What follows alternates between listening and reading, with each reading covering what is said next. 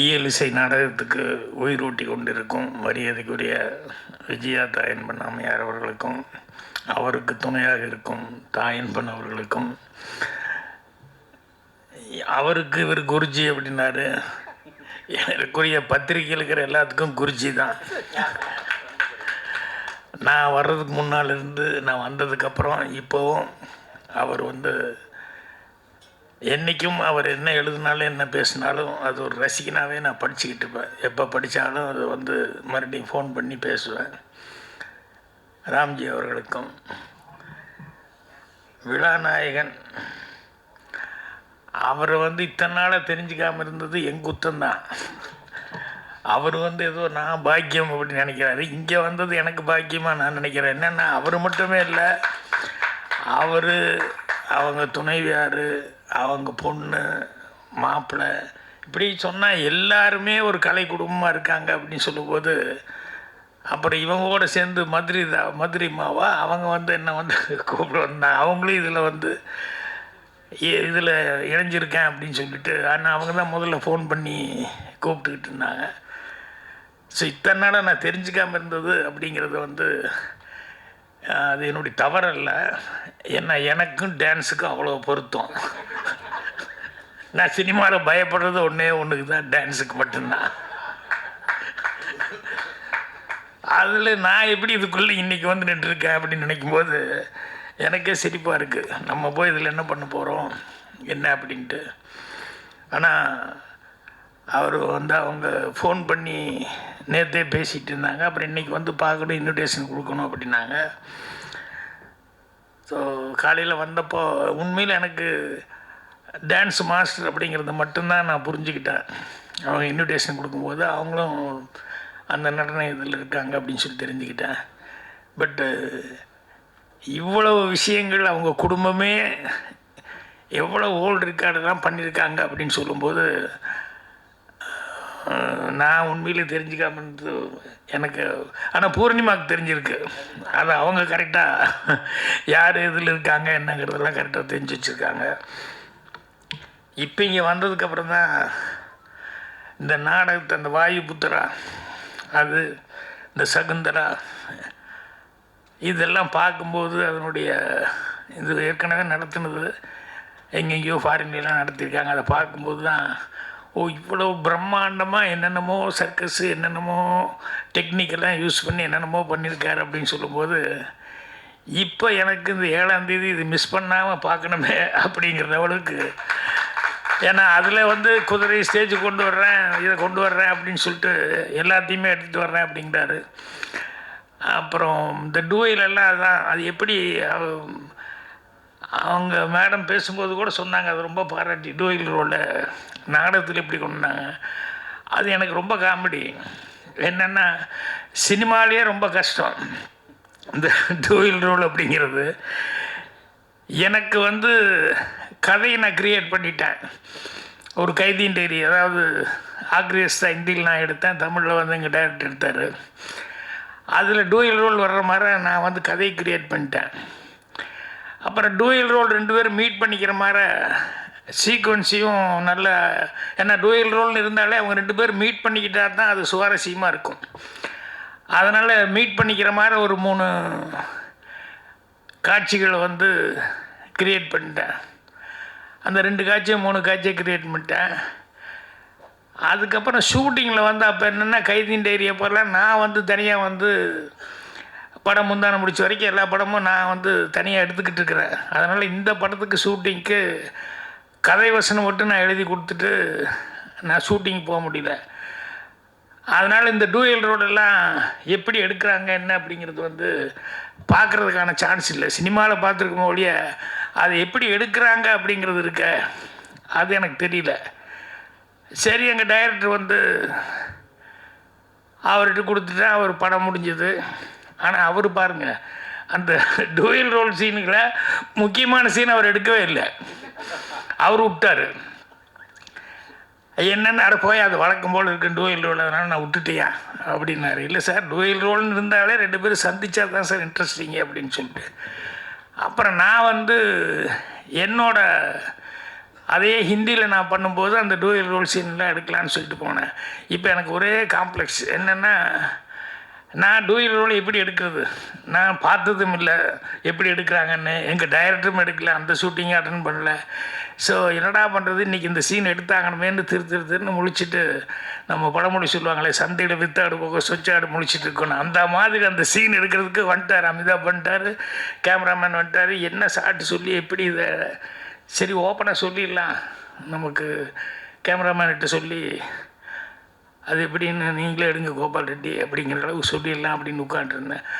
வந்தோடனே அமிதாப் அவர்கள் அவர் கோபால் ரெட்டிகிட்ட கேட்குறாரு, today we are going to take mask ஷாட்னோ அப்படின்னா, நாம் டூயல் எடுக்க போகிறோம் அப்படின்னு. அவர் உடனே கேட்குறாரு, which is convenient to you Gopal Reddy அப்படின்னு கேமராமேன் கேட்குறாரு. அவர் சார் லைட் மாஸ்க்கு that is better for me அப்படிங்கிறாரு. எனக்கு ஒன்றும் புரியல, லைட் மாஸ்க் இது வேறு இருக்கா அப்படின்னு சொல்லி முழிச்சிட்டு உட்காந்துருங்க. அப்புறம் அமிதாப் அவர்கள் no will go for dubbing first, that is convenient to me அப்படின்னாரு. No sir it is indoor light mask அப்படின்னு சொல்லிட்டு இவர் அதை சொல்லிகிட்டு இருக்காரு, அவர் அதை சொல்லிகிட்டு இருக்காரு. ரெண்டும் தெரியாமல் நான் அப்படியே முடிச்சுட்டு உட்காந்துருந்தேன். அப்புறம் மெல்ல அமிதாப் என்ன பார்த்தார், captain of the ship is here, why we are arguing sir, which you prefer அப்படின்னாரு. எனக்கு தெரியல, which is convenient to you அப்படின்னு கேட்டேன் அவரை. லைட் மாஸ்க் வில் கோ அப்படின்ட்டேன். உடனே கேமராமேன் அவர் வைக்கும்போது அப்போ தான் வைக்கானமாக பார்த்துட்டுருக்குறேன். லைட் மாஸ்க்குன்னா என்ன பண்ணுறாங்க, அதை இவ்வளோ ஒட்டி பேப்பர் ஒரு பக்கம் ஒட்டிட்டு அதுக்கப்புறம் எடுக்க ஆரம்பிக்கும்போது ஒரு பக்கம் டார்க் பண்ணிவிட்டு அதுக்கப்புறம் எடுக்கிறாங்க. இதுதான் லைட் மாஸ்க் போல இருக்குது அப்படின்னா, அதுக்கப்புறம் பார்த்தா ஒரு 2 கேரக்டருக்குன்னு டப்பிங் இவரே பேசிட்டு அதை நாகரால் ரெக்கார்டு பண்ணிவிட்டு அந்த டைமிங்க்கு கரெக்டாக இது பண்ணுறாரு அப்படின்னு சொல்லிட்டு இதை பார்த்து இதுதான் டூயல் ரோல் எடுக்கிறது இப்படி தானா அப்படின்னு சொல்லி தெரிஞ்சுக்கிட்டு, அதுக்கப்புறமா அந்த வித்தை தெரிஞ்சிருச்சு அப்படின்னு சொன்னி, அப்புறம் அவுட்டோரில் எடுக்கும்போது கிரேவியார்டு சீன் எடுத்தேன். அவுட்டோரில் அந்த சீன் எடுக்கும்போது நான் ஒரு ஷார்ட்டு கன்சீவ் பண்ணி சொன்னேன். அப்போ அவங்க சொன்னாங்க, சார் இது என்ன டூயல் ரோலுக்கு இவ்வளோ பெருசாக லென்த்தாக இப்படிலாம் கன்சீவ் பண்ணால் கஷ்டம் அப்படின்னு. இல்லை ஈஸி அப்படின்னு சொல்லிட்டு நான் அதுக்குள்ளே உள்ளே பூந்துக்கிட்டு இப்படி பண்ணலாம் அப்படி பண்ணலான்னு சொல்லும்போது, சரி ஒரு வெரி இதில் ரொம்ப பர்ஃபெக்டாக இருக்கீங்களா நீங்கள், எனக்கு தானே தெரியும் நான் எதுவும் பர்ஃபெக்டாக இல்லை, இதை பார்த்து தான் கற்றுக்கிட்டேன் அப்படின்ட்டு. ஸோ அந்த மாதிரி அதில் கரையேறதுக்குள்ளே போதும் ஆகிப்போச்சு. அதனால் அதை எடுத்து எடிட்டிங் பண்ணி அதுக்கப்புறம் கட் பண்ணி பார்த்துட்டு அவர் ரொம்ப ஆச்சரியப்பட்டு, அந்த எடிட்டிங் அந்த கட்டிங் 2 பேர் பேசுகிறது, அந்த கட் பண்ணுறது கொடுக்கறது அவர் வாங்கிறது, அது இதெல்லாம் அந்த எடிட்டிங் ரியலி இஸ் ஜீனியஸ் அப்படி இப்படிங்கிற மாதிரி அமிதாப் பச்சன் அவர்கள் ரொம்ப பாராட்டினார். காலையில் நான் இல்லை செட்டில், ஆனால் நான் வர்றதுக்கு முன்னாடியே அவர் எல்லாத்திட்டையும் ரொம்ப நேற்று ரஷ் பார்த்தா ரொம்ப பிடிச்சிருந்தது அப்படின்னு சொன்னார்.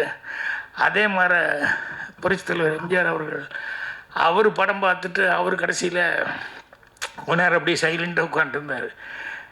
என்னடா படம் முடிஞ்சு எப்படி உட்காந்துருக்காருன்னு பார்த்தேன். அப்புறம் பார்த்தா அவர் சொன்னார், இல்லை நான் 2 ரோல் இல்லை 3 ரோல் கூட நான் பண்ணேன், ஆனால் இந்த படத்தை பார்க்கும்போது 2 ஆள் நடித்த மாதிரியே இருந்தவுடைய இது ஒரே ஆள் டூயல் ரோல் பண்ண மாதிரி இல்லை அப்படின்னு சொல்லி, அவ்வளோ அந்த சீன்ஸில் வரக்கூடியது அந்த எடிட்டிங் எல்லாம் பார்க்கும்போது 2 ஆள் உண்மையிலேயே அப்பாவும் பிள்ளையும் நடித்த மாதிரி இருந்தது அப்படின்னு சொல்லிட்டு அவர் ரொம்ப அப்ரிஷியேட் பண்ணி சொன்னார். எனக்கு அது ரொம்ப ரொம்ப சந்தோஷமாக இருந்தது. இது டூயல் ரோல்னு சொன்னோடனே இவர் நாடகத்தில் இப்படி பண்ணியிருப்பாருன்னு இப்போ அப்படியே கன்ஃபியூஷன் ஆகிட்டுருக்கு. ஏன்னா சினிமாவுக்கு எடுக்கிறதுக்கு இப்படிலாம் தெரியும், பட் நாடகத்துக்கு அதை ஒரு ஸ்டேஜில் பண்ணியிருக்கணும் அப்படின்னா எப்படி கவுண்டர் டைலாக் பேசியிருக்க முடியும் அப்படிங்கிறது எல்லாமே அது ஒன்று தெரிஞ்சுக்கிட்டோம்னா அப்புறம் ஒவ்வொன்று இது பண்ண. அன்றைக்கி கூட என்னோடய 50வது வருஷம் அந்த இதுக்கு ஏஐ பண்ணியிருந்தோம். ஏஐ பண்ணதில் எம்ஜிஆர் அவர்கள் பேசுவாங்க, அதுக்கப்புறம் கட் பண்ணி நான் கொஞ்சம் ஒன்று பேசுவேன், அப்புறம் நம்பியார் அண்ணன் பேசுவார். அப்போ நம்பியார் அண்ணன் ஏப்பா பாக்யராஜ்னு என்கிட்ட பேசி கேட்பார், நான் உடனே இங்கேருந்துட்டே பதில் சொல்லுவேன், இல்லைப்பா நீ அதெல்லாம் உங்கள் பெருந்தன்மை அப்படின்னா. இல்லைண்ணே இப்படி தானே அப்படின்னு பார்த்தா சினிமா ஷாட் எடுத்த மாதிரியே நான் ஸ்டேஜ்லேருந்து பேசிகிட்டு இருப்பேன், அவர் வந்து ஏஐயில் பேசிகிட்டு இருப்பார். இது சத்யராஜோட பார்த்துட்டு ரொம்ப அப்ரிஷியேட் பண்ணி எல்லாம் ஏஐயில் அவங்கவுங்க தனித்தனியாக பேசுகிறது எடுப்பாங்க. பாக்யராஜ் சார் எப்படி ஸ்டேஜில் இருந்துட்டு பேசுகிறாரு, அவங்க கவுண்டர் கொடுத்து பேசி 2 பேர் எப்படி பேசுனாங்க, எனக்கு ஒரே ஆச்சரியமாக இருக்குது அப்படிங்கிற மாதிரி சொன்னார். அந்த மாதிரி அந்த வித்தை கற்றுக்கிற வரைக்கும் கொஞ்சம் கஷ்டம். அப்புறம் மூளையை படுத்தினோம்னா கண்டிப்பாக பெட்டர்மெண்ட்டாக நிறையா பண்ண முடியும். அதனால் இப்போ இவருக்கு அந்த டூயல் ரோல் எப்படி பண்ணார் அப்படிங்கும்போது அவர்கிட்ட எப்படி இருந்தாலும் இதெல்லாம் வச்சுருப்பாங்க, சிடி அது இதெல்லாம் இருக்கும். அதனால் அது அவசியம் வாங்கி பார்க்கணும் அப்படிங்கிற மாதிரி இருந்தது. ஏன்னா ஒவ்வொன்றும் நாம் இவரை பற்றி சொல்லுவாங்க, ஆர்எஸ் மனோகர். நான் சினிமாவுக்கு வரும்போது அவர் இதெல்லாம் பார்க்குறதுக்கான வாய்ப்பு இல்லை, நேராக வந்துட்டேன். அதுக்கப்புறம் பார்த்தா அவர் நாடகம் முன்னே நிறுத்திட்டார், சினிமாவில் ரிட்டையர்ட் ஆகி. அவருதும் அதே மாதிரி ரொம்ப பிரமாதமாக அவரை பற்றி சொல்லுவாங்க, நாடகத்தில் எல்லாம் எப்படிலாம் வித்தியாசமாக பண்ணுவாங்க அப்படின்னு சொல்லிட்டு. அதனால் இப்போ இவரது வந்து பார்க்கணும் அப்படின்னு சொல்லிட்டு சொன்ன மாதிரி அவர் டான்ஸுன்னு நினச்சிக்கிட்டு இருந்தேன். அப்புறம் பார்த்தா மியூசிக்கு, அவர் என்னென்னமோ எல்லா விஷயங்களும் சகலகலாக வர இருந்துகிட்ருக்காரு. அதில் வீட்டில் இருக்கிறவங்க எல்லாருக்குமே அந்த திறமை இருக்குது அப்படின்னு சொல்லும்போது உண்மையிலேயே ரொம்ப சந்தோஷமாக இருக்குது, மகிழ்ச்சியாக இருக்குது. இந்த மருது சகோதரர்களை பற்றி அவர் எடுக்க போகிறேன்னு சொல்லும்போது எனக்கு எப்படி ஈலிசை நாடகம் நடனமாக டான்ஸில் வந்து இதில் வசனமெல்லாம் இருக்கான்னு வேறு கேட்டேன் நான். அதுவும் இருக்குது, டான்ஸ் இருக்குது, பாட்டு இருக்குது, எல்லாமே இருக்குன்னா அவங்க ஃபைட்டும் இருக்குது அப்படின்னு எல்லாம் சொன்னாங்க. இது உண்மையிலேயே அது ஒரு சேலஞ்சான ஒரு சமாச்சாரம். மற்றது எப்படின்னு எனக்கு தெரியல. ஏன்னா மருது சகோதரர்கள் அப்படின்னு சொல்லி அந்த மருது இருவர்னு டைட்டில் வச்சுட்டு பண்ணுறதுல அவ்வளோ விஷயங்கள் அவங்கள பற்றி கேள்விப்படும்போது அது அத்தனையும் வந்து ஒரு நாட்டிய இதில் வந்து கொண்டு வந்துட முடியுமா அப்படிங்கிற அளவுக்கு அவ்வளோ விஷயங்கள் அவங்கள பற்றி கேட்கும்போது அவங்க பராக்கிரமங்கள் எல்லாம் வந்து சொல்லும்போது நம்ம என்ன இப்படியெல்லாமா இருந்திருப்பாங்க அப்படின்னு சொல்லிட்டு அது சொல்கிறாங்க. ஒருத்தர் 6 அடி, ஒருத்தர் 7 அடி, பெரியவர் 7 அடி, சின்னவர் 6 அடி அப்படின்னு சொல்லிட்டு அப்புறம் அவங்களுக்குள்ளே பிரிட்டிஷ்காரங்கிட்ட வந்து அவங்களுடைய ஸ்ட்ரென்த் என்ன அப்படின்னு சொல்லி எந்த அளவுக்கு அவங்களுக்கு ஸ்டெமினா இருக்குது அப்படின்னு சொல்லும்போது அதுக்கு ஒரு சின்ன ஒரு சேலஞ்சு மாதிரி அவன் ஒருத்தன் குதிரையில் ஏறிட்டு அவன் அந்த காளையாபுரத்துலேருந்து சிவகங்கை வரைக்கும் போயிட்டு மறுபடியும் சிவகங்கையிலேருந்து காளையாபுரம் வரைக்கும் அவன் குதிரையில் ஓட்டிகிட்டு வர்றான். அந்த குதிரை வேகத்துக்கு மருது பாண்டியர் கூடவே ஓடிருக்கார். அந்த 22 கிலோமீட்டர் வந்து அப்படி போகிறாங்கன்னு சொன்னால் எந்த அளவுக்கு வந்து அவங்களுக்கு அந்த இது இருந்திருக்கும் செமினா. அதே மாதிரி அவன் இங்கிலீஷ்காரன் வந்து அவன் வந்து அப்போ முதல்ல ஃப்ரெண்ட்லியாக இருந்திருக்கான். அப்போ வந்து இவங்க கூட அவங்க பெரிய ஃபைட்டுக்கிட்டலாம் இல்லை. என்னென்னா இவங்களுடைய பராக்கிரமங்கள் இந்த மாதிரி ஓடுறது, இவங்களுடைய ஸ்ட்ரென்த்து இதெல்லாம் பார்க்கும்போது அவனுக்கே ஆச்சரியமாக இருந்திருக்கு. அதே மாதிரி ஒரு தடவை வந்து ஹண்டிங்கில் எங்கேயோ போகும்போது புலி வந்துருச்சு.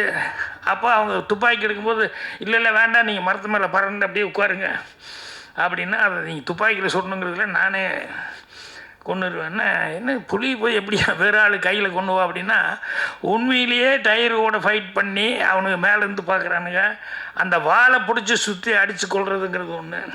இன்னொன்று வந்து என்னென்னா கழுத்தை வந்து புலியினுடைய கழுத்தை வந்து நெரிச்சு அதை வந்து அவ்வளோ ஸ்ட்ரென்த்து எப்படி இருந்திருக்கு அப்படின்னு சொல்லிட்டு இதெல்லாம் கண்ணில் பார்த்துட்டு இப்போ அவங்க அந்த புக்கில் அவங்களே பிரிட்டிஷ்காரனே வந்து அசந்து போய் புக்கில் வந்து அதெல்லாம் எழுதியிருக்கான். ஸோ இந்த மாதிரி நிறைய விஷயங்கள் சொல்லுவாங்க. அப்புறம் ட்ராஜடியான சில விஷயங்கள் அப்படிங்கிறது அவங்க லைஃப்பில் நிறைய நடந்தது.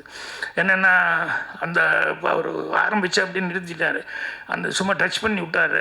அந்த ஆர்ம்ஸ் ஆக்ட்னு சொல்லுவாங்கள்ல, இந்த கன்னுகின்னெல்லாம் வச்சுக்கூடாது இந்த மாதிரி இதெல்லாம் அப்படின்னு சொல்லிட்டு இதெல்லாம் வந்து 1959 தான் வந்தது. ஆனால் வந்து அவங்க பீரியடில் தான் முதல்ல வந்து அவனுக்கு ஒன்றும் புரியல பிரிட்டிஷ்காரனுக்கு. என்னென்னா இந்த வளரி அப்படிங்கிறக்கூடிய அந்த இது வந்து அந்த பூமராங்க மாதிரி அதை விட்டால் அதில் அடித்து மறுபடியும் திரும்பி வரும். ஸோ இந்த சின்ன மருதெல்லாம் வந்து ஹார்ஸில் உட்காந்துக்கிட்டு அதில் போகவே எதிரி நோக்கி அட்டாக் பண்ணி வீசுவார். அது மெட்டல், வெயிட் வேறு அதிகம். அது போய் பிரிட்டிஷ்காரன் அந்த வீரனை வந்து அடிச்சுட்டு மறுபடியும் ரிட்டர்ன் ஆகி அவர் கைக்கே வரும். ஸோ அது எப்படி வருது, அது வர்றதுன்னு தெரியாதான்.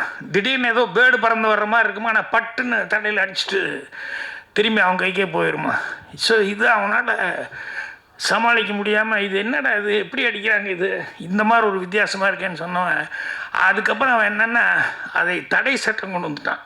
அப்போ அந்த கலரி அந்த வளரி அப்படிங்கிறத யூஸ் பண்ணக்கூடாது அப்படின்னு சொல்லிட்டு அவங்க ஜெயிச்சதுக்கப்புறம் அது ஒரு பெரிய சட்டமாக போட்டு அதுக்கப்புறமா அதை ஒரு தடை சட்டம் போட்டதுனால 25,000 அந்த வளரிங்கிறத கொண்டு ஒப்படைச்சிருக்காங்க.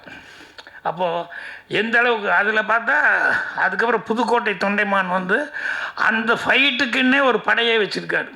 அந்த மாதிரி ஃபைட் பண்ணுறதுக்குன்னே ஒரு படையை வச்சுருக்காரு அப்படின்னு சொல்லி கேள்விப்பட்டேன். ஸோ இந்த அளவுக்கு இன்றைக்கும் கூட இந்த கல்லர் மரவர் அவங்க இருக்காங்க இல்லையா, அந்த கல்லர்கள் சில வீடுகளில் பூஜைக்கு எல்லா சாமானும் வச்சு இது பண்ணுறதுல அவங்க இந்த வளரி அப்படிங்கிறத அதை வச்சு பூஜை பண்ணுறாங்க அப்படிங்கிற மாதிரி சொல்லி இப்படி ஒவ்வொரு விஷயமும் அவங்க சொல்லும்போது அவ்வளோ அசத்தலாக இருந்தது. ஆனால் வேலுநாச்சியார் இருக்கும்போது அவங்களுக்கு இவங்கெல்லாம் சப்போர்ட் பண்ணி அவங்க ஒரு தடவை பிரிட்டிஷ்காரனை எதிர்த்து ஜெயிக்க முடிஞ்சுது.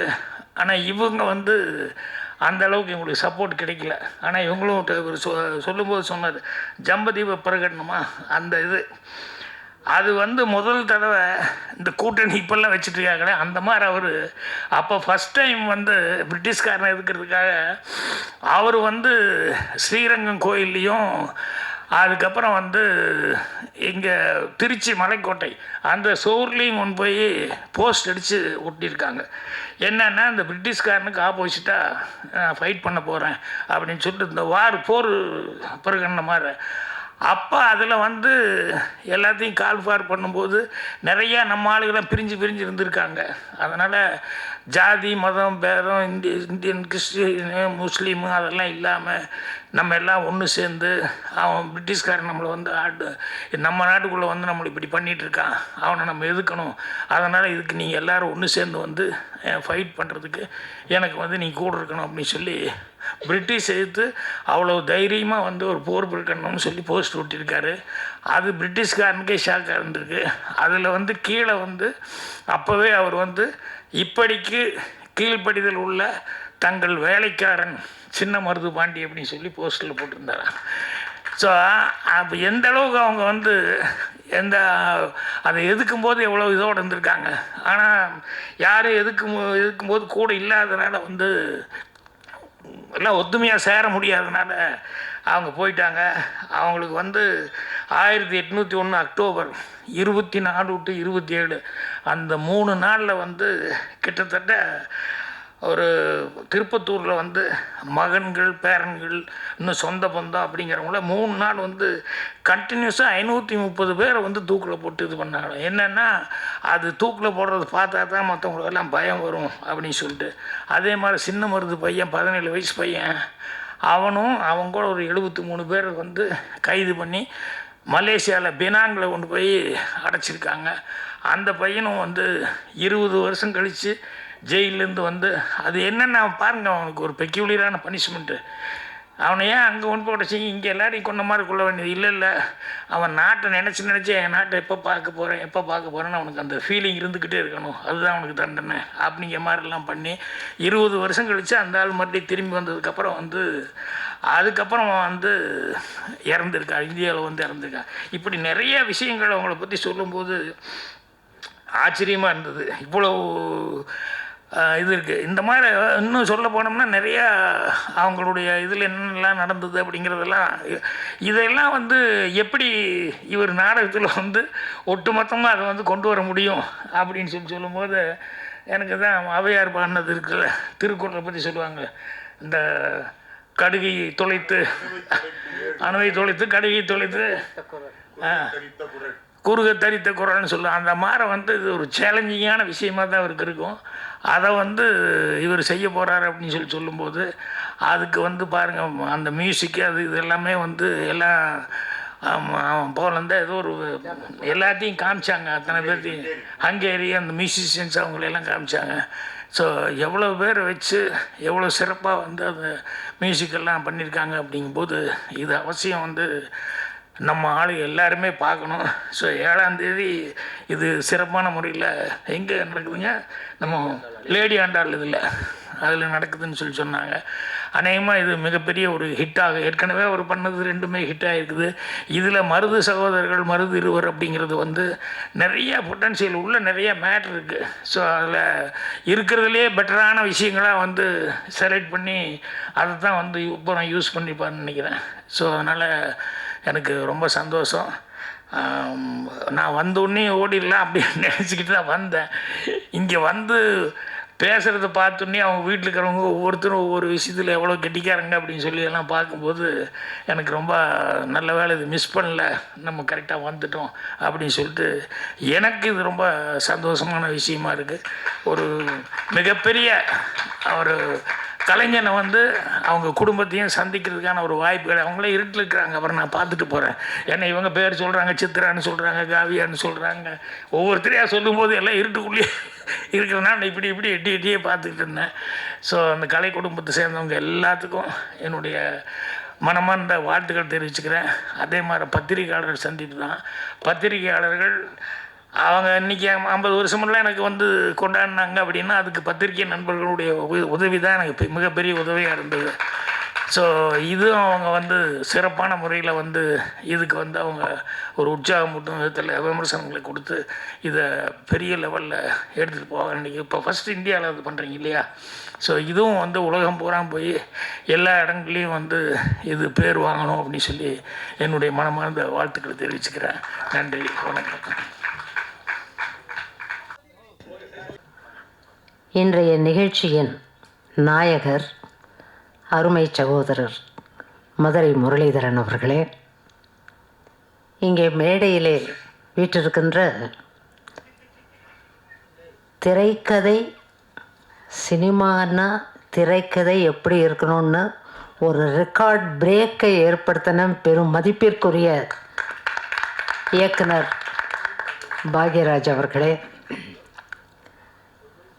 அருமை மரியாதைக்குரிய மக்கள் குரல் ராம்ஜி அவர்களே, என்னுடைய துணைவர் இசையமைப்பாளர் கலைமாமணி தாயன்பன் அவர்களே,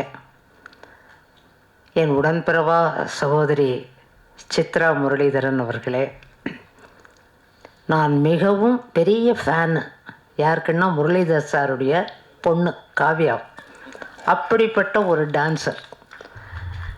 எனவே காவ்யா வந்திருக்காங்க. காவ்யா அவர்களே, அதே போல் காவ்யானுடைய கணவர் சாய் விக்னேஷ் எங்கள் வீட்டுக்கார மியூசிக்லெல்லாம் வந்து பாடி, அதுவும் திருக்குறளை அவர் இசையமைச்சிருக்கிறாரு. பல திருக்குறளை எடுத்து பல்வேறு ராகங்களில் இசையமைச்சதை தம்பி வந்து பாடி கலக்கிட்டார். அவ்வளோ பிரமாதமாக. அவரை பற்றி சொல்கிறதுன்னா, காந்தாரானுடைய அந்த மெயின் தீம் சாங்கை பாடினவர் சாய் விக்னேஷ். அப்பேற்பட்ட ஒரு கலை குடும்பம். எனவே அருமை தம்பி சாய் விக்னேஷ் அவர்களே, ஊடகவியலாளர்களே, உங்கள் அனைவருக்கும் அன்பார்ந்த வணக்கத்தினை முதற்கண் தெரிவித்துக் கொள்கிறேன். இல்லை, இந்த பிரசாத் தேட்டருக்கு நான் நிறைய தடவை வந்திருக்கேன். எங்கள் வீட்டுக்கார் மியூசிக் பண்ணப்பெல்லாம் வந்திருக்கேன். அதுவும் 70mm தேட்டரில் 40 பீஸ் 50 பீஸ் ஆர்கெஸ்ட்ராவோட மலையாளத்தில் கொடிகட்டி பிறந்த ராகவன் மாஸ்டருடைய மலையாள படத்துக்கு அவர் அசோசியேட் மியூசிக் டைரக்டராக இருந்தப்போ அங்கே வந்து தாஸ் சாரு, சித்ராம்மா, வாணி ஜெயராம் எல்லாம் பாடும். இப்படி நிறைய இந்த தேட்டருக்கு வந்திருக்கேன். குறும்படங்கள் பார்க்க வந்திருக்கேன். ஃப்யூச்சர் ஃபிலிம் பார்க்க வந்திருக்கேன். ஆனால் இது தாங்க முதல் முறை ஒரு நாட்டிய நாடகத்தை அறிமுகம் பண்ணுறதுக்காக இப்படி ஒரு விழாவை பிரசாதில் ஒரு ப்ரெஸ் மீட்டை கூட்டி ஏற்பாடு பண்ணியிருக்காருன்னா, இதுலேயும் முரளிதரன் ஒரு வித்தியாசமான ஒரு விஷயத்தை பண்ணுறாருன்னு அர்த்தம். ஏன்னா அவருடைய ப்ரொடக்ஷன் அத்தனையும் பார்த்துருக்கோம். நாங்கள் ஒரு 2-3 பார்த்துருக்கோம். அது வந்து ஸ்டேஜ்லேயே ஒரு ஃபிலிம். இப்போ நாங்கள் உட்காந்து பேசிகிட்டு இருக்கும்போது சொன்னார், ரெக்கார்ட் பிரேக்கான ஒரு விஷயம் உங்கள் எல்லாருக்கும் தெரியும், அதுவும் பத்திரிகைக்காரர்களுக்கு நிச்சயமாக தெரியும்.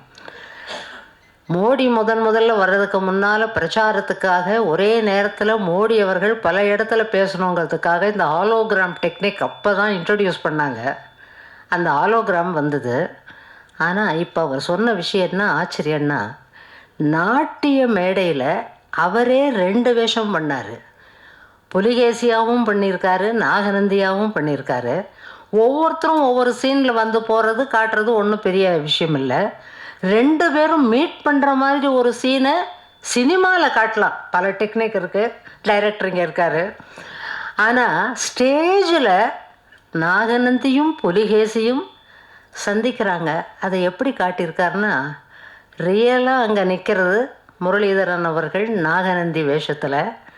அவர் கூட உரையாடல், அந்த கான்வர்சேஷன் வித் புலிகேசி, அதே முரளிதரன் ஹாலோகிராமில்.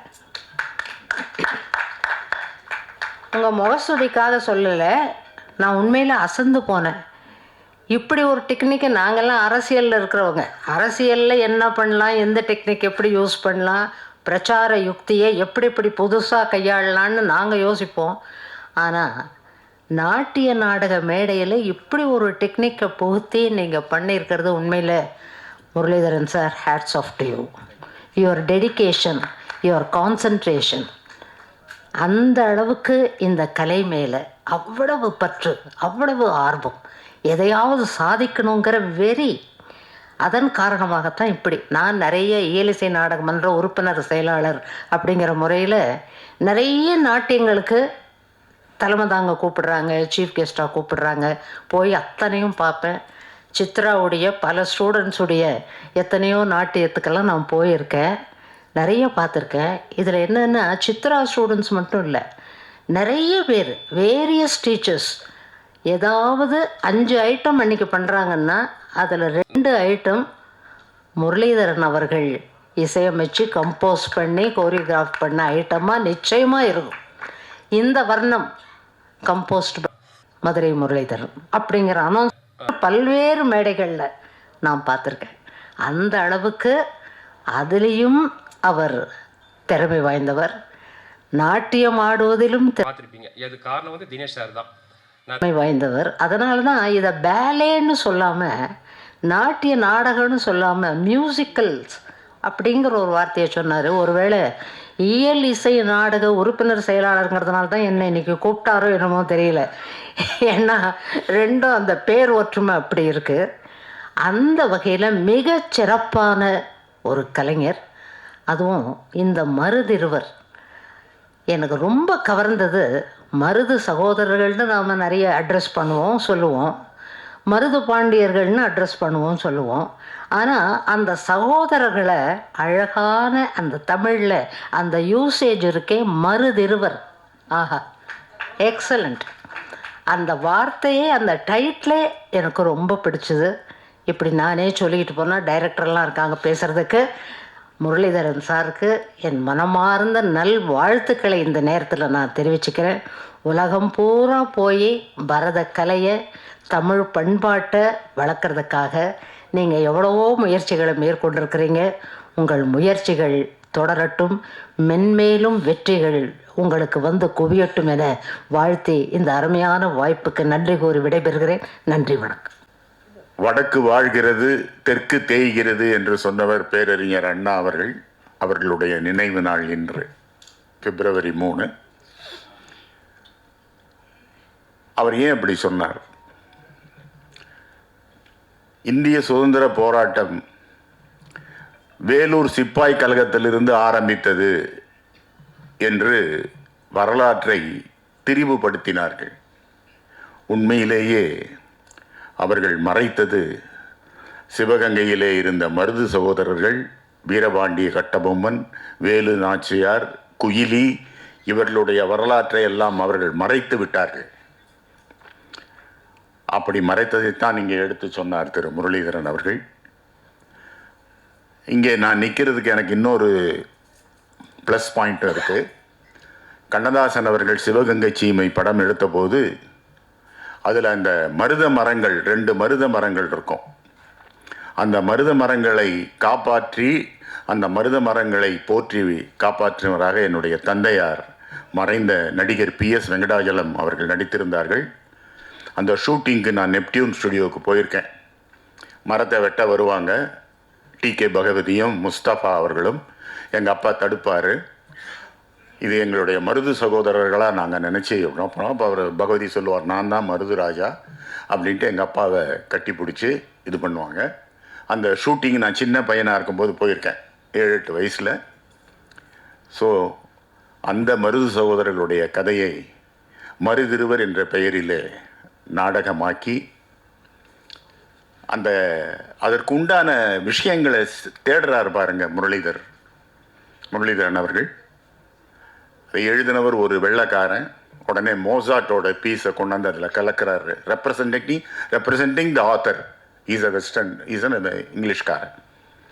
இப்படி பல விஷயங்களை, வாழ்க்கை என்பது தினந்தோறும் நாம் கற்றுக்கொள்ளக்கூடிய ஒரு பள்ளிக்கூடம். தினந்தோறும் ஒன்றை கற்றுக்கொள்ளலாம். நான் அப்படி தான் மியூசிக்கில் கற்றுக்கணும்னு இன்னும் கற்றுக்கொண்டிருக்கிறேன். நிறைய இருக்குது. மரியாதைக்குரிய இசைஞானி இளையராஜா அவர்கள் சொல்கிறார், நான் இன்னும் படிக்கணும், எனக்கு மியூசிக் தெரியல, அதனால தான் நான் இப்படி பெர்சுவேட் பண்ணி என்னென்னமோ பண்ணிக்கிட்டு இருக்கேன் அப்படின்னு அவர் சொல்கிறார். ஸோ மனிதர்கள் ஒவ்வொரு நாளும் கற்றுக்கொள்ள வேண்டியவர்கள். அப்படி முரளிதரன் அவர்கள் இசை, இயல், நடனம், நாட்டியம், நாடகம் இவற்றில் எல்லாவற்றிலும் இருந்து தினந்தோறும் கற்றுக்கொண்டிருக்கிறார். கற்றுக்கொண்டு 30 மிகப்பெரிய படைப்புகளை கொடுத்து இன்று மிக உயரத்தில் இருக்கிறார். அவர் எல்லா நடன இயக்குனர்களுக்கும் நடன நாட்டிய தயாரிப்பாளர்களுக்கும் வெகு விரைவில் ஒரு மிகப்பெரிய முன்னுதாரணமாக, ஒரு வாத்தியாராக, ஒரு பெரிய இன்ஸ்ட்ரக்டராக அவர் பல புத்தகங்கள் எழுத வேண்டும். அவரை ஃபஸ்ட்டு எப்போ அவர் என் மனசில் வந்தாருன்னா, அவங்களுடைய துணைவியார் சித்ரா முரளிதரன் அவர்களுடைய மாணவி ஒருத்தி ஆடிய நாடகத்தில் அடுத்தது தில்லானா ராகம் மதுவந்தி அப்படின்னாங்க. மதுவந்திங்கிற ராகம் நார்த் இந்தியன் ராகம். ஆக்சுவலாக அது தர்மவதியோட ஜன்னியம். அந்த மதுவந்தி தில்லானாவை கேட்ட பிறகு, ஆஹா, இப்படி மதுவந்தி ராகத்தை எடுத்து இதில் இப்படி ஒரு தில்லானா பண்ணக்கூடிய அளவுக்கு ஒருத்தருக்கு ஒரு ஆர்வம் இருக்குது அப்படின்னா அவர் உண்மையிலேயே ஒரு உண்மையான கலைஞராக இருக்க வேண்டும் என்று நினைத்தேன். அப்பொழுதிலிருந்து அந்த முரளிதரன் என்ற பெயர் என் மனசுக்குள்ளே ஒரு ரெஸ்பெக்டான ஒரு ஸ்தானத்தில் உட்கார்ந்தது. அது இன்று ரியல் ஆகிவிட்டது. ஏன்னா சாகுந்தலம் போய் பார்த்தோம். இந்த புடாபெஸ்ட் ஆர்கெஸ்ட்ராவை வச்சு அவங்களுடைய ஹார்மனைஸ்டு பேக்கிங் மேலே நம்மளுடைய ஸ்வரப்பிரஸ்தாரங்களை, ராக ஆலாபனைகளை வச்சு அதுக்கு பேக்கிங் பண்ணியிருந்தார். உண்மையிலேயே as a musician I am proud of you sir. உங்களுடைய இந்த முயற்சி மிகப்பெரிய வெற்றி பெற வேண்டும் என்று ஒரு சக இசைக்கலைஞராக, உங்கள் ரசிகனாக உங்களை வாழ்த்துகிறேன். நன்றி, வணக்கம்.